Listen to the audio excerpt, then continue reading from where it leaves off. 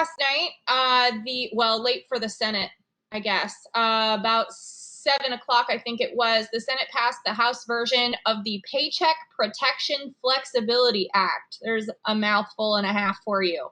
So as you know, the Paycheck Protection Program allows you to have to spend 2.5 times your monthly average payroll over the course of 8 weeks on payroll expenses and other expenses as outlined by this really complicated program. The Flexibility Act that was just passed last night extends that 8 weeks to 24 weeks.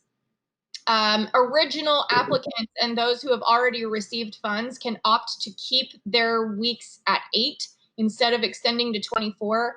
And some of the reasons for doing that might include some of the Internal Revenue Service tax rebates and that sort of thing. So if you're working in using some of those rebates, then you might want to consider not extending your weeks to 24. But that's something you definitely want to talk to your tax professional about, or even your banker. So whoever is in charge of kind of giving you advice about how to spend your business money, that's the person you should talk to.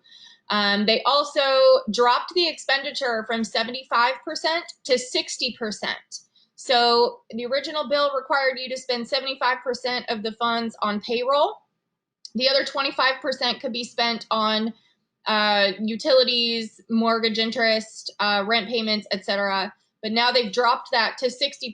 The catch is that it's a cliff. So if you do not spend 60% on payroll, you get $0 forgiven. So be very aware of that. The final and maybe the most important thing is for those of us, me included, lots of business owners included, we're looking at having to pay back a chunk of the PPP money just because of various circumstances. But that payoff period is now extended from 2 years all the way through 5 years, but the interest rate has remained at 1%. So in sum, 8 weeks to 24 weeks, 75% payroll down to 60% payroll with that cliff, and then a 5-year payoff instead of a 2-year payoff.